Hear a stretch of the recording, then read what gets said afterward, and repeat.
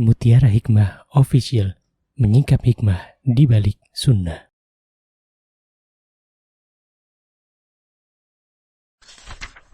Salurkan donasi terbaik Anda untuk mendukung dakwah Mutiara Hikmah Official.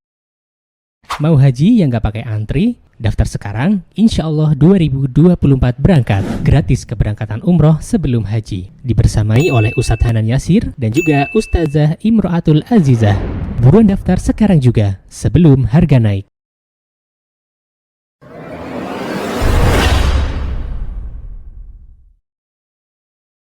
Baik, kemarin saya terlewat. Jadi pas Mbak Atun, ya Ustazah judulnya apa gitu ya. Saya lihat di file PDF ya. Kayaknya ini kemuliaan ulama. Sampai di rumah saya lihat kitabnya, ada satu yang terlewat, mohon maaf. Ini zakatul ilm. Namun zakatul ilm ini ada kaitannya dengan judul yang sebelumnya, yaitu ilmu yang bermanfaat. Ya, tidak apa-apa kita bahas sedikit. Baik.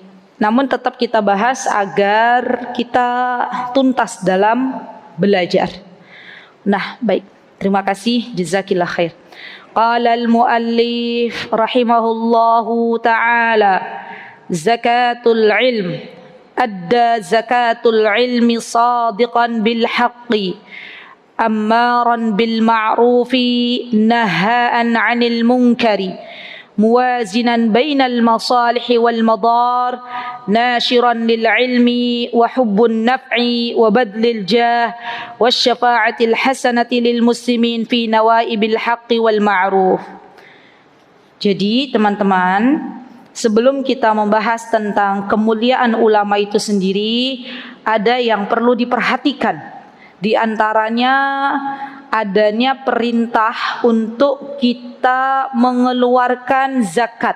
Dan ternyata yang namanya zakat itu bukan hanya harta. Kalau di dalam Islam ada kewajiban berzakat, maka yang dimaksud adalah zakat harta. Kan ada kan rukun Islam ada berapa? Ada 5. Di antaranya apa? Zakat. Nah, kalau zakat yang dimaksud ini adalah zakat harta, dan kita tahu bahwa setiap harta yang sudah mencapai nisab dan haul kemudian dikeluarkan zakatnya, maka harta tersebut akan disucikan oleh Allah Subhanahu wa taala. Harta tersebut akan Allah berikan keberkahan di dalamnya. Begitu pula dengan ilmu. Ilmu yang Allah telah berikan kepada kita, dan tentunya ilmu ini sejatinya lebih besar manfaatnya daripada harta itu sendiri. Maka kalau kita ingin ilmu kita barakah, kalau kita ingin ilmu kita ditambah oleh Allah Subhanahu wa taala, kalau kita ingin ilmu kita bermanfaat setelah kita meninggalkan dunia yang fana ini, maka kita keluarkan zakatnya. Bagaimana cara mengeluarkan zakat? Kalau tadi harta, bagaimana cara mengeluarkannya teman-teman? Teman-teman punya harta nih, sudah mencapai nisab. Mencapai nisab itu sudah mencapai titik di mana harus mengeluarkan harta tersebut. Haul waktunya sudah dapat 1 tahun. Mengeluarkannya berapa dalam Islam? 2,5%. Kan ada aturannya. Nggih mboten. Nah, untuk zakat ilmu diantaranya adalah caranya apa? Ada beberapa poin yang harus kita perhatikan. Caranya yang pertama, mengajarkan kembali ilmu yang telah kita dapatkan selama ini. Dan tentunya ilmu itu teman-teman adalah pemberian dari Allah Subhanahu wa taala. Setiap apa yang Allah berikan kepada kita, maka di situ ada hak orang lain. Dan di antara hak orang lain, di antaranya adalah mendapatkan ilmu dari kita. Jadi yang pertama poin yang harus kita lakukan, kalau pengen ilmunya barakah, maka tunaikan zakatnya. Zakatnya di antaranya apa? Dengan mengajar. Jadikan profesi mengajar ini adalah sebuah kebutuhan, bukan tuntutan. Beda teman-teman, orang yang menjadikan profesi mengajar sebagai tuntutan dengan orang yang menjadikan profesi mengajar ini adalah sebuah kebutuhan. Sama halnya ketika kita melakukan amal soleh. Contoh, kita bersedekah. Kalau mindset kita bahwa sedekah itu adalah orang lain yang membutuhkan, maka kita akan berat mengeluarkan harta. Tapi kalau mindset kita yang membutuhkan pahala untuk akhirat nanti, maka insya Allah kita mudah untuk bersedekah. Sama, bersedekah ilmu pun demikian. Kalau mindset kita bahwa kita yang butuh dengan pahala dari bersedekah ilmu, maka harusnya kita rajin dalam mengajarkan ilmu yang telah Allah titipkan kepada kita. Ya, nanti mesti ada yang bertanya, Ustazah, apakah yang namanya mengajar itu harus sudah jadi ustadz atau ustazah dulu? Saya pernah dapat pertanyaan seperti itu. Maka saya katakan di sini bahwa bukan sebuah syarat, ya, bukan sebuah syarat. Yang namanya mengajar itu harus memiliki gelar sebagai seorang ustadz atau ustazah. Namun hendaklah kita mengetahui apa yang ada pada diri kita masing-masing. Apakah kita itu adalah orang yang sudah layak untuk mengajar, atau kita selama ini belum ada ilmu yang benar-benar kita bisa mungkin di dalamnya, atau kita selama ini belajarnya misalnya berpindah-pindah gitu. Nah, maka dari itu Syekh Utsaimin selalu berkata begini, orang yang dia memiliki sesuatu pasti dia bisa memberi. Namun orang yang tidak memiliki sesuatu, apa yang bisa dia beri? Nah, sering saya bilang, teman-teman, di antara niat kita belajar, niatkan suatu hari kelak dari apa yang kita pelajari itu ingin saya ajarkan kembali kepada orang lain. Dan orang-orang yang memiliki niat yang demikian, maka atas pertolongan Allah, Allah akan datangkan orang-orang yang belajar kepada dirinya. Jadi nggak capek-capek dia bilang, siapa yang mau datang ke majelisku, kalau benar-benar niatnya murni tulus karena Allah, maka Allah akan hantarkan orang lain datang ke tempat kita. Kemudian dia minta, tolong dong saya mau diajarkan sholat yang benar sesuai dengan anjuran Rasulullah itu seperti apa. Saya mau ngaji sama jenengan. Saya mau diajarkan tata cara wudhu. Ya. Tapi kalau kita misalnya, ini teman-teman ya, saya kok lihat ada beberapa kasus tuh, ada seseorang itu dia sudah belajar, dia mau ngajar nggak ada orang yang datang. Pernah nggak dengar kasus begitu? Apa yang harus dilakukan? Yang harus dilakukan introspeksi lagi. Mungkin bisa jadi ada niat yang salah, sampai akhirnya Allah belum datangkan orang untuk belajar kepadanya. Kalau Allah datangkan orang lain belajar kepadanya, nanti yang dikhawatirkan ketika dia mengajarnya bukan tulus karena Allah. Jadi jangan sampai kita justru menjadi menjadi a'udzubillah tsumma na'udzubillah, orang yang percaya dirinya terlalu percaya diri gitu. Apa namanya? Apa teman-teman? Kalau percaya dirinya terlalu percaya diri itu apa namanya? Kepedean. Kepedean, iya. Allah itu kalau tahu kapasitas seorang hamba dia berilmu, kalau menurut Allah ini orang ini layak nih ngajar, Allah akan datangkan kok. Allah akan datangkan, tenang aja. Walaupun yang datang kepada kita tuh hanya ingin diajarkan alif bata, tapi itu adalah rizki dari Allah. Jadi kalau ada orang bilang ke saya atau ke teman-teman, "Ukhti, saya mau tolong kasih waktu ke saya pengen belajar sama jenengan." Kita langsung sujud syukur, ya Allah terima kasih, sepertinya saya kayaknya belum layak untuk ngajar, tapi Allah datangkan ini. Berarti itu adalah rizki dari Allah yang harus disyukuri. Alhamdulillah engkau jadikan saya pembuka pintu kebaikan. Dan jangan dibiarkan akhirnya orang itu terlepas dari kita, karena belum tentu ada orang lain yang mau belajar dengan kita. Subhanallah. Kapanpun teman-teman punya kesempatan untuk mengajar, bismillah, luruskan niat, niatkan sebagai zakat ilmu. Orang yang ngajar itu adalah orang yang mulia, terutama yang diajarkan adalah hal-hal yang manfaat. Kalaulah kita belum bisa mengajar ilmu-ilmu agama, maka minimal apa yang bermanfaat untuk orang lain itu diajarkan. Maka dari itu Syekh mengatakan wa hubbun naf'i, Jadi pribadi seseorang yang ingin mengeluarkan zakat ilmu itu adalah yang mencintai adanya kebermanfaatan. Hubbun naf, dia suka untuk menjadi orang yang bermanfaat. Masya Allah. Rasulullah sallallahu alaihi wasallam beliau pernah bersabda, khairun nasi anfa'uhum linnas. Sebaik-baik manusia adalah orang yang dia bermanfaat untuk orang lain. Jadi yuk bismillah, kita harus punya motivasi dalam diri kita masing-masing. Untuk apa sih saya dihidupkan? Oh, di antara tujuannya semoga Allah jadikan saya orang yang bermanfaat untuk yang lainnya. Tapi gimana Ustazah kalau saya belum pernah mondok? Nah, di kemarin sepertinya ada juga pertanyaan tuh. Bolehkah orang yang belum pernah mondok mengajar? Jawaban teman-teman apa? Boleh nggak? Ini kok setengah-setengah ragu. Boleh. Boleh atau tidak? Boleh. Kalau memang dia punya kapasitas dalam ilmu tersebut. Jadi syarat mengajar itu kalau dia memiliki kapasitas untuk mengajar. Saya punya teman, Masya Allah, la haula wa la quwata illa billah. Semoga Allah menjaga beliau. Beliau baru berhijrah belum lama ini. Ketika beliau berhijrah, waktu itu saya membersamai beliau. Dan Masya Allah, beliau ambil guru yang bagus, ya. Dan saya kira mungkin di Indonesia gurunya beliau itu guru yang terbaik.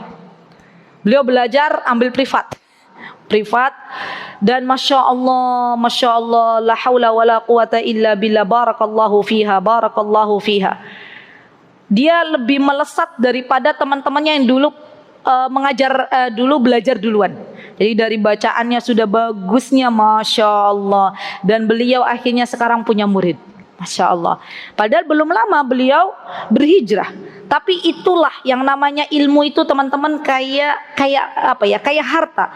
Siapa yang Allah kehendaki untuk memilikinya, maka Allah akan beri. Siapa yang Allah kehendaki untuk menahannya, maka Allah akan tahan. Jadi kalau kita pengen diberikan ilmu, minta sama Allah. Allah yang memiliki ilmu.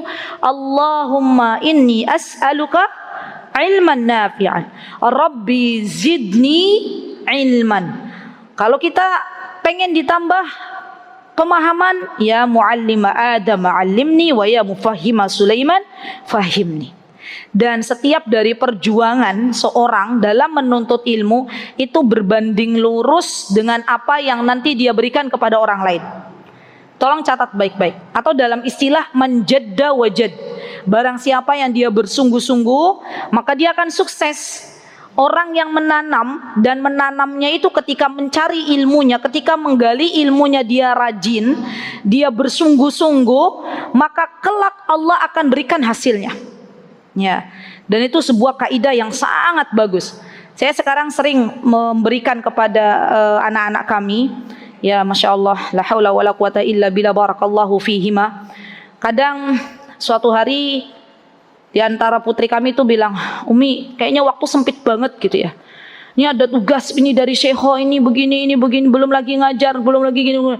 Saya hanya senyum dan saya bilang begini, Nak, Umi juga pernah mengalami seperti kamu. Selamat berjuang, Umi hanya bantu doa, semoga Allah mudahkan. Sabar. Saya bilang gitu. Kan gak ada lagi yang bisa kita. Coba seorang ibu tuh kalau lihat perjuangan anak, ya, misalnya lagi ngafal Quran atau udah selesai, terus dikasih tugas yang banyak gitu kan, pengen bantu. Tapi kadang kalaupun kita bantu, malah anak jadi ndak mandiri gitu loh. Kita sebenarnya dalam hati terkecil kita tuh pengen bantu. Cuman kita hanya memberikan, akhirnya endingnya tuh kita hanya memberikan motivasi dan mendoakan. Apalagi bagi teman-teman yang punya anak lagi di pondok, masya Allah, saya yakin walaupun jarak memisahkan antara orang tua dan anak gitu ya, tidak satu kota, tapi tetap tuh doa tuh ngalir terus ya. Belum lagi anaknya nelpon, Bun, susah Bun, surat apa? Biasanya yang lagi berjuang surat Al-Maidah gitu ya. Bun, susah Bun surat ini. Ibunya langsung, enggak ada yang susah. Padahal kalau diserahkan ke ibunya, yaudah deh Bunda aja yang ngajak, yang ini yang ngafalin. Ya, belum tentu bisa. Tapi inilah kalau gini loh teman-teman. Jadi kalau kita belum bisa semaksimal mungkin untuk hari ini bisa meraih ilmu yang banyak, minimal anak-anak kita deh, cucu kita, ya. Dan kita dapat pahalanya. Kalau kita bisa mencari ilmu yang banyak, alhamdulillah, ajarkan. Kalau kita belum mampu, anak kita, cucu kita, dan kita yang memotivasi. Agar kita semuanya digolongkan oleh Allah menjadi orang-orang yang bermanfaat, dan kelak Allah akan masukkan kita ke dalam surganya. Siapa di sini yang pengen masuk surga bareng keluarga besar? Cung. Masya Allah, semua pengen. Jadi sekarang ini ya, berdoa sama Allah diberikan ilmu yang banyak. Kalaupun belum Allah beri, maka minimal anak-anak kita yang berilmu dan kemudian menjadi orang yang bermanfaat. Baik, kita kembali. Atau zakat ilmu itu amaran bil ma'ruf. Amaran bil ma'ruf itu teman-teman adalah kita beramar ma'ruf. Kita mengajak orang untuk berbuat kebaikan, dan itu termasuk zakatul ilm. Ciri khas dari umat Islam itu diantaranya adalah umat Islam itu adalah orang-orang yang gemar beramar ma'ruf nahi mungkar. Bukan hanya beramar ma'ruf, tapi dia juga melarang orang untuk mendatangi keburukan. Jadi mengajak orang untuk kebaikan dan melarang orang untuk mendatangi keburukan. Itu ciri khas umat Islam. Nah, pertanyaannya begini, Ustazah, kita tuh sebenarnya mau beramar ma'ruf, tapi kadang gak enak gitu. Apa sih teman-teman, saya mau tanya ke teman-teman, PR-nya apa? Kalau mau beramar ma'ruf tuh PR-nya apa? Akhirnya jadi nggak beramar ma'ruf gitu. PR-nya apa? Coba yang di online, ada nggak yang di online? Ada nggak yang di online yang pengen beramar ma'ruf tapi mandek nggak jadi? Itu biasanya sebabnya karena apa? Bisa menulis nggak Mbak Mia? Di setting bisa menulis nggak Mbak Atun ini? Teman-teman sudah tahu tuh ilmunya, bahwa itu adalah sesuatu yang baik. Saya pengen ngajak orang, atau saya pengen melarang sesuatu yang dilakukan oleh orang lain karena itu dosa. Amaran bil ma'ruf wa nahyan 'anil munkar. Tapi akhirnya nggak jadi endingnya. Itu penyebabnya kenapa biasanya Bu Suatun? Ada perasaan nanti marah gitu. Jadi mandek, nggak jadi beramar ma'ruf nahi munkar karena takut dia marah gitu ya. Oke, baik. Yang sebelah kiri saya, Mbak yang pakai tas abu-abu, paling depan. Jenengan yang nengok, iya. Pernah nggak punya kejadian begitu, mau beramar ma'ruf nahi munkar, udah tahu tuh ilmunya, tapi endingnya nggak jadi. Kenapa? Takut tidak diterima, takut nanti yang dinasehati marah. Satu lagi, 1, 2, tengah. Ibu silahkan. Merasa belum mampu, jadi nggak beramar ma'ruf nahi munkar, begitu Ibu? Masya Allah. Perbaiki diri dulu. Baiklah, ya, terima kasih atas jawabannya. Dari ketiga jawaban itu semuanya benar. Dan ketahuilah bahwa ketiga jawaban itu adalah godaan dari syaitan.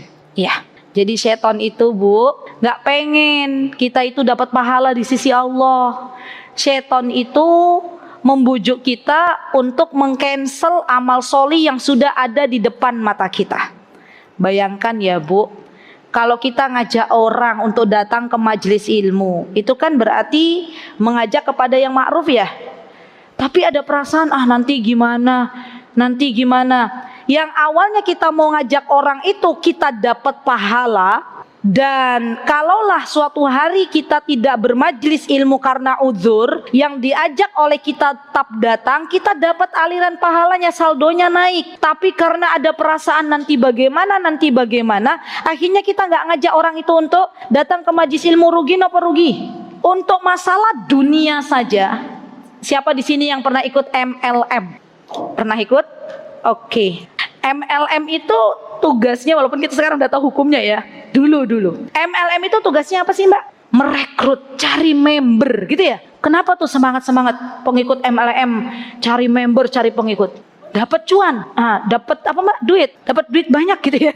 Itu kira-kira untuk urusan dunia banyak nggak orang yang bersemangat mencari member, mencari pengikut? Banyak? Banyak atau sedikit? Semangat atau tidak? Bahkan bersyukur tuh sama Allah, alhamdulillah dapat member baru gitu ya. Alhamdulillah dapat pengikut baru gitu ya. Karena paham keuntungannya ada di depan mata, berarti udah hitung-hitungan. Kalau dia ikut berarti belanja di saya nanti dapat sekian. Yang ikut 10 orang, yang ikut 20 orang, tiap tahun bisa umroh gitu ya. Sudah kan manusia tuh gitu. Hitungan untuk dunia cepat banget tuh. Mana HP, kalkulator, gitu ya. Tapi untuk urusan akhirat kadang demi Allah kita lupa. Coba diingat-ingat lagi. Kalau ada orang kita ajak ngaji, yang datang nggak 1-2, tapi 1 lusin, 12 orang, berapa banyak aliran pahala untuk kita. 1 jam lagi kita diwafatkan oleh Allah, kita sudah nggak bisa datang ke Masjid Mutiin, kita sudah nggak bisa mencatat, nggak bisa mendengarkan apa kata ustadz atau ustazah. Demi Allah, aliran pahala akan kita dapatkan. Di bawahnya Rasulullah SAW bersabda, apa kata beliau? Di sini coba perhatikan teman-teman. Subhanallah. Kata beliau dari hadis Abu Hurairah radhiyallahu anhu, anna Nabiy sallallahu alaihi wasallam qala, "Idza matal insan inqata'a amaluh." Kalau anak Bani Adam meninggal dunia, kalau kita sudah wafat, kalau kita sudah terbujur kaku di kubur, maka inqata'a amaluh. Kita sudah nggak bisa lagi beramal, ibu-ibu. Kita sudah nggak bisa lagi sholat barang 1 rakaat, enggak, barang 2 rakaat, barang 3 rakaat, sholat 1 rakaat, sholat witir. Ya. Kita nggak bisa lagi barang sedekah, barang 1000, 2000 sudah nggak bisa lagi. Inqata'a amalu, sudah terputus amal solihnya. Illa min salas, kecuali 3. Hadis ini sering kita dengar bahkan berkali-kali. Tapi kadang hadis ini hanya kita mampu mendengar dari telinga kanan keluar dari telinga kiri. Kita belum berusaha untuk meresapinya, belum masuk ke dalam hati kita. Maka hari ini saya mohon kita semuanya untuk benar-benar belajar kembali tentang hadis ini dan minta kepada Allah Azza wa Jalla, Zat yang memberikan hidayah kepada kita semuanya. Semoga Allah Subhanahu wa taala memberikan petunjuk kepada kita untuk mengamalkan hadis ini. Apa kata baginda Nabi kita Muhammad sallallahu alaihi wasallam? Semua terputus amal salih kita. Tak bisa lagi, sudah ya. Kecuali 3 yang akan mengalir. Di antaranya shadaqatun jariyah. Ya, karena di sini ada min, jadi shadaqatin min thalasin shadaqatin jariyah. Yang pertama adalah sedekah jariyah. Rasulullah sallallahu alaihi wasallam memberikan penjelasan kepada kita, sedekah jariyah itu seperti apa? Sedekah jariyah itu diantaranya adalah memberikan mushaf kepada orang-orang yang sedang menghafal Al-Quran, membagi-bagikan mushaf. Di antaranya adalah ikut menggali sumur, maksudnya ikut wakaf untuk membuat sumur. Di antaranya ikut mengalirkan air, itu di antara sedekah jariyah. Ikut membangun masjid atau memakmurkannya, sama saja. Jadi kalau sudah ada masjid dimakmurkan, itu juga sama jariyah. Ya. Ikut apalagi dalam sedekah jariyah yang belum saya sebutkan, membagi-bagikan air. Nah, itu juga sedekah jariyah. Dan sedekah jariyah juga teman-teman termasuk ketika kita menyekolahkan seseorang dalam rangka menuntut ilmu. Jadi dulu kami sempat ada kawan di mana beliau berasal dari keluarga yang mohon maaf ya belum mampu untuk memasukkan putranya ke Timur Tengah, tapi Allah Maha Baik. Beliau dipertemukan dengan seorang muhsinin, orang Indonesia, dan muhsinin ini orang yang cerdas saya kira, karena beliau berkata kepada kawan kami itu, saya mau kamu belajar ke Timur Tengah, menggali ilmu agama di sana, dan pulang dari sana saya mau kamu mengajar. Tidak usah pikirkan biaya. Dari mulai berangkat sampai nanti kamu pulang saya yang akan membiayai. Kalau ada kekurangan di sana dalam hal makanan, finansial, tolong ditelepon. Saya tolong telepon, nanti saya kirim uang. Kata beliau begitu. Masya Allah ya. Jadi termasuk dari sedekah jariyah itu membiayai orang untuk menuntut ilmu. Ya nanti ada poin kalau nggak punya anak gimana? Kan di sini ada anak yang mendoakan. Itu bisa. Jadi cara kita untuk dapat pahala, aliran pahala. Bayangkan saja ibu-ibu kalau kita menyekolahkan seorang anak atau seorang yang siap untuk belajar, ya, ketika kita nyangoni, ketika kita belikan bajunya, ketika kita belikan buku kitab-kitabnya, balpennya, ballpointnya, buku catatannya, Al-Qur'annya, maka dia di sana membaca Al-Qur'an, menghafal tuh 1 juz, 2 juz, 3 juz sampai 30 juz. Kita di sini dapat pahalanya. Kita tidur Di sana yang kita sekolahkan belajar sama syekh. Kita dapat pahalanya dia tanpa mengurangi pahalanya sedikit pun. Jadi Masya Allah ya, menyekolahkan orang-orang untuk menuntut ilmu tuh pahalanya banyak banget ya. Sampai kami tuh ada syekh di sana juga untuk biaya pendidikannya free, gratis. Pernah saya bertanya kepada istrinya Syekh, kenapa Syekh semangat sekali memfasilitasi para thalabul ilmi? Kata Syekh, karena pahalanya luar biasa banyak katanya. Pahalanya tuh luar biasa banyak, Masya Allah. Jadi ini yang harusnya memotivasi kita teman-teman untuk banyak bergerak dalam divisi-divisi sedekah jariah. Apa yang bisa kita lakukan? Mari kita lakukan. Yang kedua, ini yang sekarang kita pelajari. Apa yang kita pelajari? Au ilmin yuntafa'u bih. Apa itu ilmin yuntafa'u bih? Atau ilmu yang bermanfaat yang kita berikan kepada orang lain. Subhanallah. Apa yang kita ajarkan kepada orang lain, pahalanya akan terus mengalir kepada kita, bahkan lebih banyak dan lebih baik dari seorang MLM mencari member. Masya Allah. Jadi nggak main-main, ya nggak main-main. Pahalanya tuh kita nggak tahu, disembunyikan oleh Allah sebagai kejutan untuk kita nanti bisa melihatnya. Yang jelas setiap apa yang kita sampaikan kepada orang lain dari sebuah kebaikan, maka itu adalah kemuliaan di sisi Allah Subhanahu wa taala. Masyaallah. Yang ketiga, awwaladin salih, kata Syekh, yad'ulah. Awwaladin salih yad'ulah, atau anak salih yang mendoakannya. Mendoakan kedua orang tuanya. Mendidik anak bukan sesuatu yang mudah, tapi mendidik anak juga adalah sebuah perintah dari Allah Subhanahu wa taala. Bagi teman-teman yang hari ini Allah titipkan anak, maka ketahuilah bahwa anak itu adalah amanah, dan kita semua akan dimintai pertanggungjawaban di hadapan Allah Subhanahu wa taala. Senantiasa didik anak-anak kita dengan apa yang Allah dan Rasulnya inginkan, dan jangan lupa untuk kita memantaskan diri menjadi orang tua yang salih dan salihah. Kemarin saya mengisi kajian ibu-ibu Toyota hari Jumat online, itu judulnya Asah Asih Asuh. Pernah dengar nggak teman-teman? Apa sih asah asih asuh itu? Di antaranya ketika kita mendidik anak, itu perhatikan juga masalah kebutuhan anak. Kebutuhan anak tuh macam-macam. Baik itu kebutuhan primer maupun sekunder, dan kebutuhan mental, kebutuhan perhatian, dan itu semuanya kita berikan. Maka dari itu anak-anak yang dicukupi agamanya kita berikan, pendidikan agamanya, kebutuhan dunianya kita berikan di masa anak-anak membutuhkan dan belum bisa mencari, maka nanti anak-anak ini Allah akan jadikan untuk dia mampu mendoakan kedua orang tuanya dengan sebuah doa, Rabbighfirli wali walidayya warhamhuma kama rabbayani saghira. Coba teman-teman perhatikan, Rabbighfirli. Apa artinya Rabbighfirli? Ya Allah, ampunilah saya. Wali walidayya, dan kedua orang tua saya. Kama rabbayani, Rabbighfirli wali walidayya warhamhuma, dan sayangilah mereka sebagaimana mereka menyayangiku. Orang tua yang tidak pernah menyayangi anaknya, maka Allah tidak jadikan anaknya untuk bisa mendoakannya. Orang tua yang menelantarkan anaknya, maka terkadang Allah uji orang tua ini mendapatkan ujian anaknya belum soleh. Orang tua yang tidak memberikan kebutuhan untuk anak-anaknya, Allah uji setelah orang tuanya lansia, anaknya pun menelantarkannya.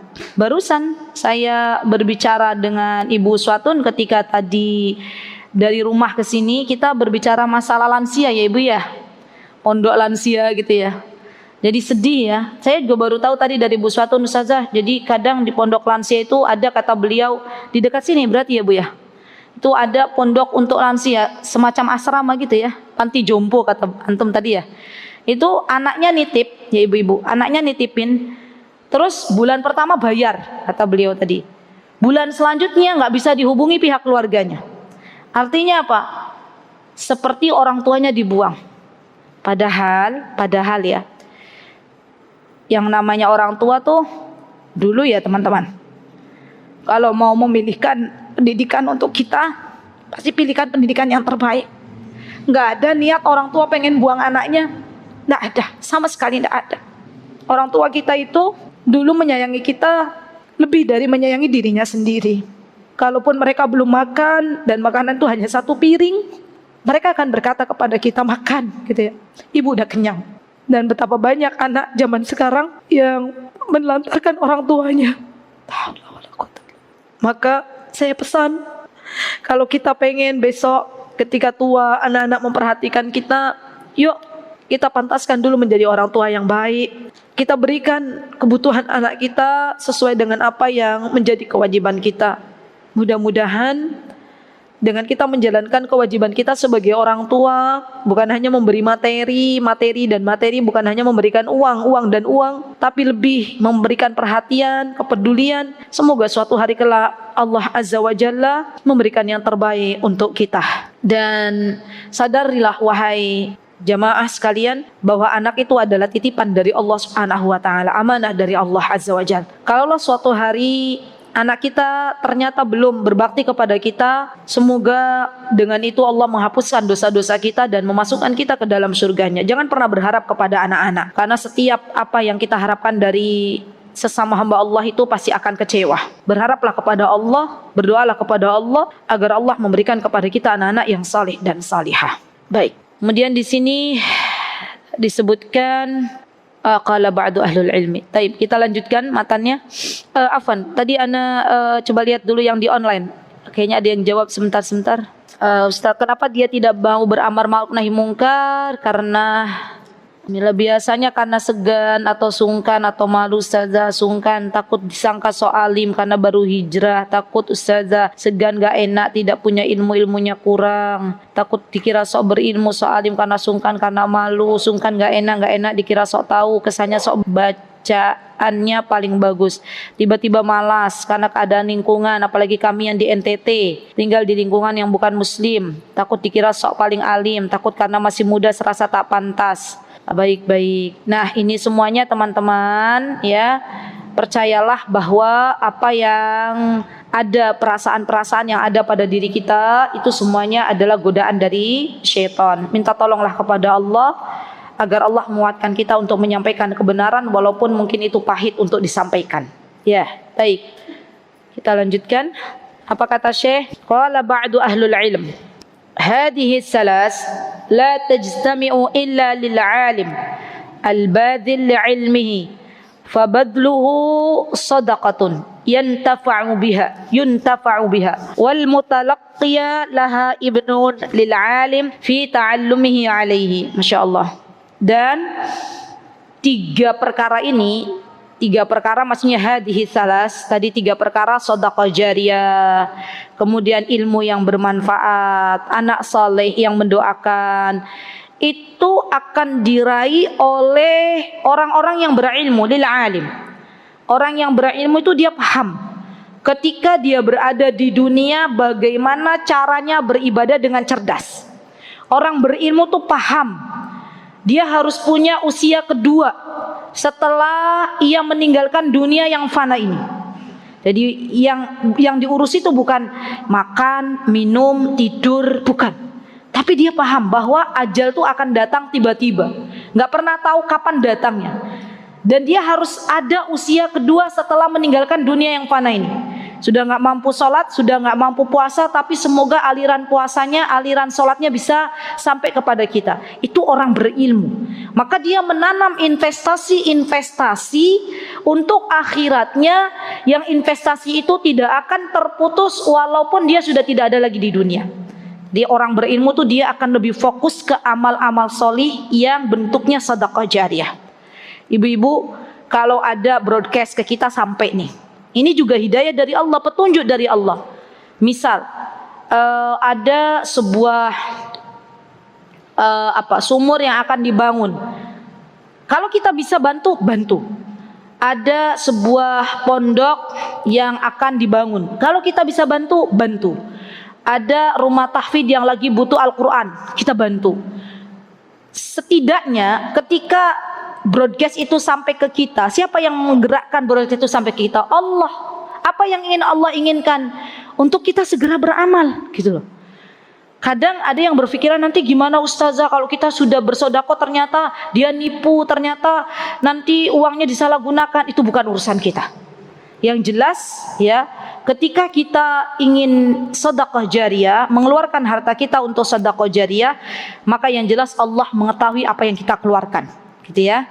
Jadi mindset kita harus dirubah lagi. Pusing ibu-ibu kalau kita terlalu berpikir nanti bagaimana dan nanti bagaimana, itu bukan ranah kita. Ya, baik. Kemudian di sini disebutkan lil alim al badil li ilmihi, dia menyampaikan ilmunya, dia memberikan ilmunya. Fa badluhu sadaqah, sama ya di sini bahwa ketika dia memberikan ilmunya maka itu bentuknya adalah sedekah dan dia bisa bermanfaat, dimanfaatkan ilmunya itu untuk orang lain. Subhanallah. Kemudian di sini kata Syekh, mawazinun bainal masalih wal madar, ay masalihu, sebentar.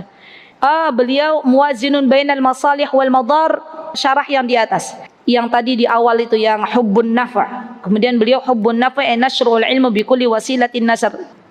Wa qaulul muallif mawazinan bainal masalih wal madar, ay masalihul amri wa madaruhu, li'annahu qad takunul hikmah an la ta'mur wa qad takunul hikmah an la tantahi hasba ma taqtadihi al maslahah, fa innal insan yanduru ila al masalih wal madar. Kata Syekh Utsaimin, kita ketika hidup di dunia ini harus melihat mana yang mengandung manfaat, mana yang mengandung bahaya, dan biasakan itu dalam kehidupan kita sehari-hari teman-teman. Kalau kita ragu melaksanakan atau tidak, bawa catatan, ambil buku, tulis manfaatnya apa ya, manfaatnya apa? Oh ternyata setelah ditulis manfaat dan bahayanya kok banyak bahayanya, tinggalkan.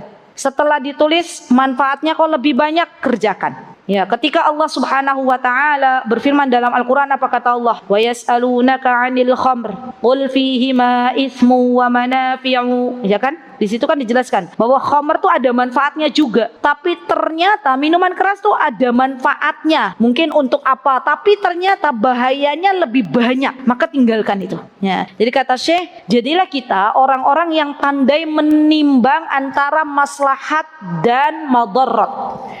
Catat.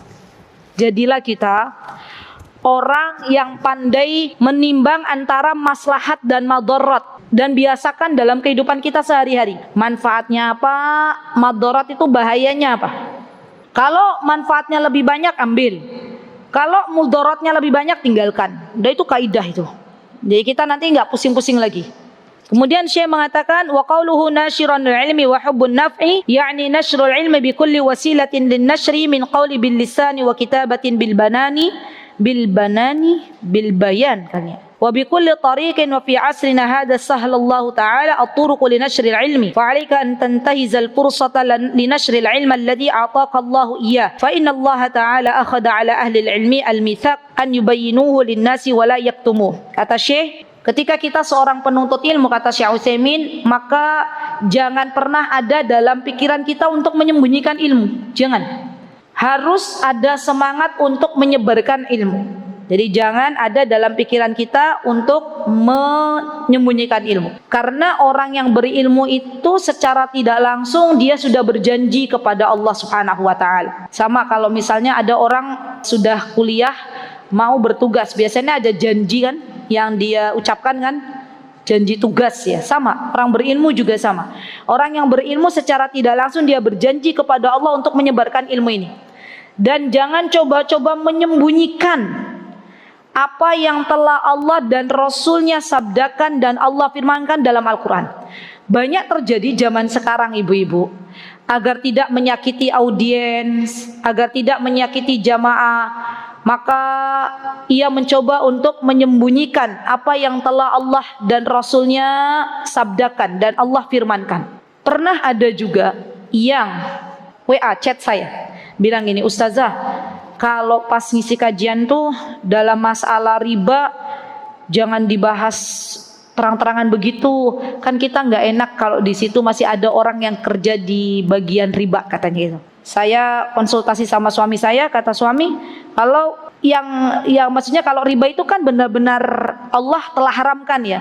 Terus gimana mau kita bilangnya riba itu ya kalau di sini boleh, kalau di sana nggak boleh, itu nggak bisa juga. Ya kita katakan walaupun mungkin di antara jamaah itu ada yang masih bekerja di tempat-tempat riba. Ya.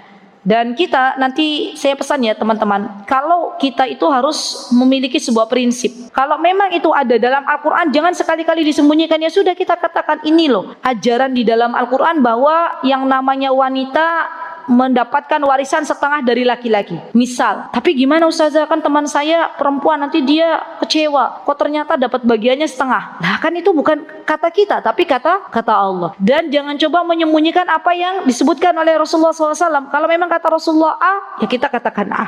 Ya, baik. Kemudian di sini disebutkan summa saqal musannif hadis Abu Hurairah yang tadi ya, idza matal insan al muradu bis sadaqatil jariyah sadaqatil mal khilafu ma dzakara wa amma sadaqatul ilmi fa dzakaraha ba'da biqauli aw ilmun yuntafa'u bih. Ya, jadi beliau lebih ke sedekah jariyah itu lebih kepada harta yang tadi ya dikeluarkan dengan harta. Kalau yang tentang ilmu maka lebih ke poin yang kedua, yaitu ilmun yuntafa'u bih, ilmu yang bermanfaat. Aw waladin salih al muradu bil waladun nasab la waladut ta'lim. Tolong digarisbawahi. Yang dimaksud waladun salih yad'ulah, anak solih yang mendoakannya adalah waladun nasab. Waladun nasab itu anak kandung. Anak kandung. Ada juga pernah tanya ke saya, Ustazah, kalau kita mengadopsi anak, pernah ada pertanyaan ke saya, kalau kita mengadopsi anak, pertanyaan itu ditanyakan di Masjid Mangkuyudan. Jadi waktu itu ada ibu-ibu mendekati saya bilang, Ustazah, kami mengadopsi anak dan kami menyekolahkan anak ini. Kemudian dia mendoakan gitu ya. Apakah termasuk dari tiga ini? Kemudian saya katakan berarti yang dimaksud di sini kan anak kandung ya. Tapi apakah dia dapat pahala ketika menyekolahkan anak adopsinya?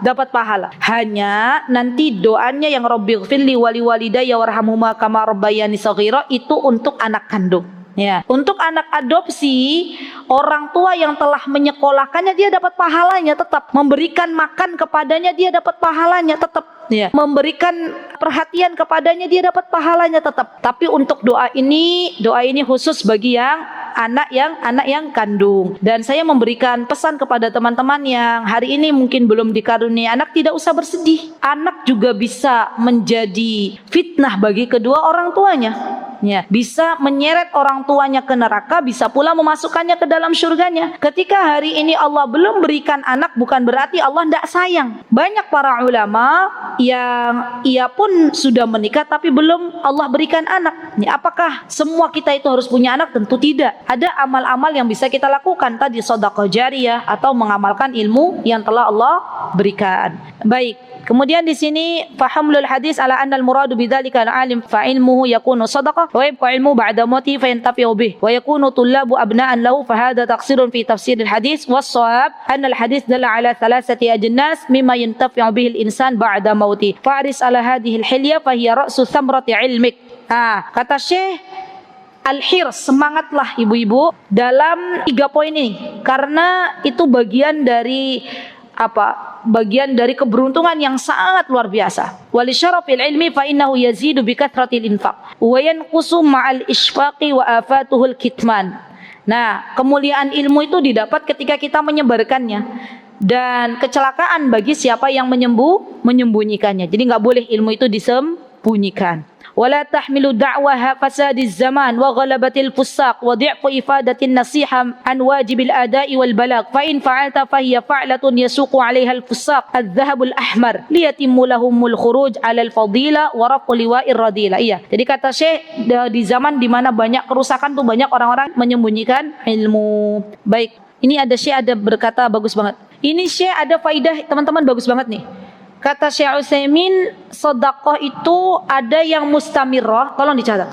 Sedekah itu ada yang pahalanya mengalir terus, jariyah. Sedekah jariyah itu terbagi jadi 2. Ada yang mustamirrah, ada yang pahalanya terus mengalir. ada sedekatun jariyah yang muaqqatah, yang pahalanya itu terbatas. Muaqqat itu terbatas. Kata Syekh, fa idza a'taita faqiran yashtari ta'aman fahadihi shadaqatun lakinnaha muaqqatah wa idza hafarta bi'ran yantafi'u bihil muslimun bisyurbi fahadihi shadaqatun jariyah. Kata beliau, kalau kita memberikan makan kepada orang miskin, maka sedekahnya itu bentuknya sampai di situ aja, ya. Tapi sebagian ulama juga mengatakan selagi makanan yang masuk kepada fakir miskin itu digunakan untuk beramal soleh, kita juga dapat pahalanya. Tapi nggak terus mengalir. Beda ketika kita hafrul bi'r. Hafrul itu menggali sumur. Kita ikut dalam pengeboran sumur. Maka selagi sumur itu terus digunakan, maka pahalanya akan terus mengalir.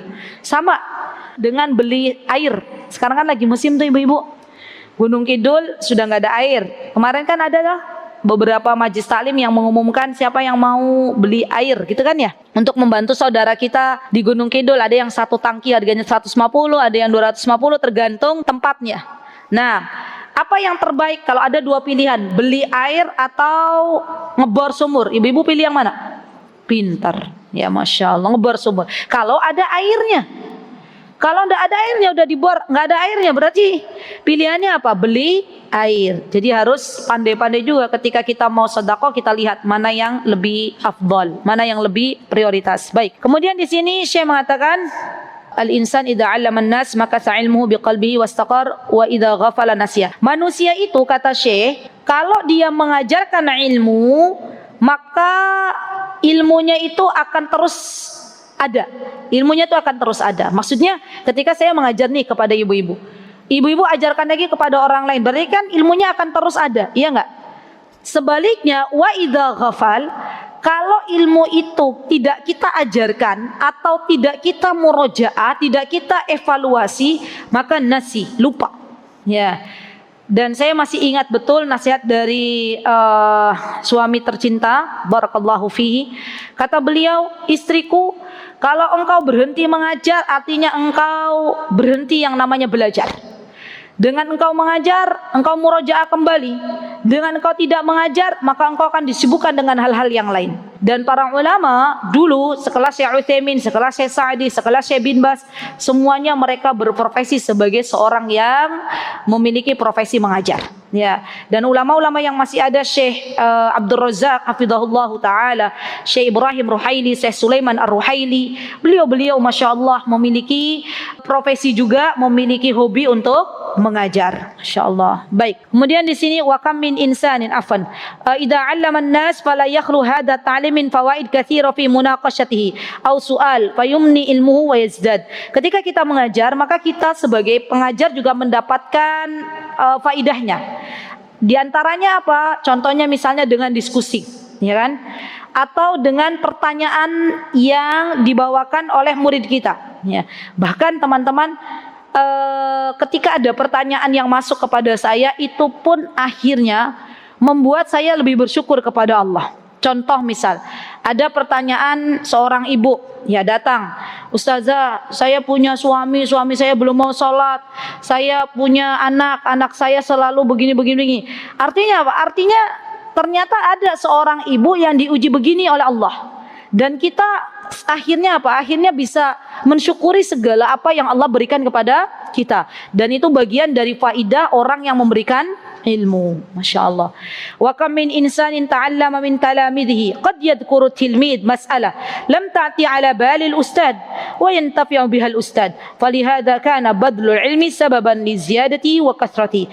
Kata Syekh, berapa banyak ya manusia yang dia itu belajar ya, dan ternyata dia dapatkan tambahan-tambahan ilmu itu dari murid-muridnya. Masya Allah, dengan cara mengajar tersebut.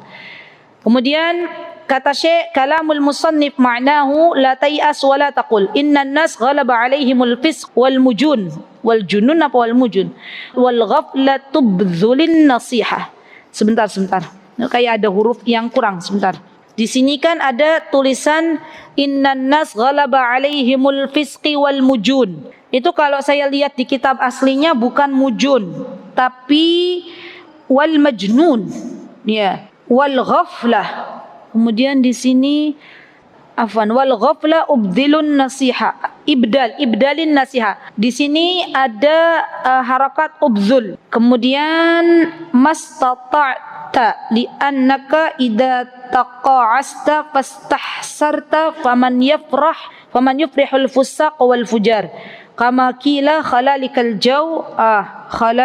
jaw qabidi fabidi wasfari. Ini syair yang dibawakan oleh seseorang, tapi kita nggak perlu belajar syair ini karena terus terang syair-syair itu berat, bahasanya tuh berat. Nggak semua kita juga paham bahasa syair. Masya Allah. Lanjut. Ini ada beberapa masalah. Hal min nasil ilmi tauzi'u asyratul ulama. Ini teman-teman. Apakah dari bentuk nasril ilmi, menyebarkan ilmu itu dengan membagikan asyrito itu kaset-kaset. Mungkin kalau sekarang share video gitu ya. Kalau zaman dulu kan kaset yang digunakan. Kalau sekarang nge-share video itu bagian dari menyebarkan ilmu atau tidak? Ya. Al-jawab na'am bila syak. Betul. Itu juga boleh. Wa nasrul ilmi fi hadzal waqti lahu adawatun katsira. Wa nasrul ilmi bisyaritun wadih wa yasilu ila ab'adil amakin. Jadi tolong dicatat teman-teman, kalau teman-teman dapat video yang bagus-bagus tuh di-share ya, dan itu jadi ilmu yang bermanfaat. Bisa jadi ketika kita men-share video tentang motivasi menghafal Quran, ternyata di sana ada orang lagi tertatih-tatih dalam menghafal Al-Quran misalnya. Jadi setiap kali kita nge-share video yang bermanfaat, maka itu dapat pahalanya. Sebaliknya ketika kita nge-share video yang di situ banyak keburukan, kita dapat dosanya. Karena ada dosa jariyah, ada shadaqatun jariyah. Baik. Wa man yuwazzi'ul ashrita wa laysa 'indahu 'ilmun yu'jaru 'ala fi'lihi. Betul. Qala Rasulullah SAW, idza anfaqatil mar'a min ta'amin baitiha ghairu mufsida kana laha ajruha bima anfaqta wa li zawjiha ajru bima kasab. Mas'alah fi ba'dil buldan liqasdi nasr ilmi yushaddidu ba'du syabab fi babil amri bil ma'rufi wan nahyi 'anil munkar. Fahal fi'luhum sahih? Wal jawab inna haula'i syabab lam yuwazinu bainal masalih wal madar. Walau wazanu bainahuma la'arafu kaifa ya'murun wa kaifa yanhaun. Kata Syekh, bagaimana seorang anak-anak muda yang di sebagian negara itu mereka yushaddid itu mereka ketika beramar ma'ruf nahi mungkar tuh saklek. Tahu saklek nggak teman-teman? Keras. Syaddad itu keras. Ketika beramar ma'ruf itu dia terlalu keras gitu. Maka kata Syekh, hendaklah seorang pemuda ini dia menimbang kembali apa manfaat dan mudarat dalam dia beramar ma'ruf nahi mungkar. Kalau memang banyak manfaatnya maka bisa dikatakan, kalau banyak mudaratnya maka cari cara yang lain. Baik, kemudian di sini wal insalul aqil la yumkin abda an yuhawilun nas. Baik teman-teman, ini izzatul ulama, berarti insyaallah kita akan bahas di pertemuan yang akan datang. Sedikit. Afwan. Ini hanya satu ini aja. Nanti yang selebihnya syair. Sekarang aja ya dibahas ya. Ini hanya 1, 2, 3, 4, 5 baris. Yang selanjutnya adalah izzatul ulama, kemuliaan ulama. Ya, di flyer kan ada kemuliaan ulama. Yang dimaksud kemuliaan ulama di sini teman-teman, bahwa seorang penuntut ilmu itu dia harus punya wibawa. Izzatul ulama, kemuliaan ulama, tapi bukan yang dimaksud oleh Syekh Utsaimin di sini bukan bagaimana kita memuliakan ulama itu sendiri, tapi lebih ke kepribadian orang yang berilmu. Apa itu kepribadian orang yang berilmu? Siyanatul ilmi wa ta'dhimuhu. Orang yang punya ilmu dia harus pandai-pandai memuliakan ilmunya itu sendiri.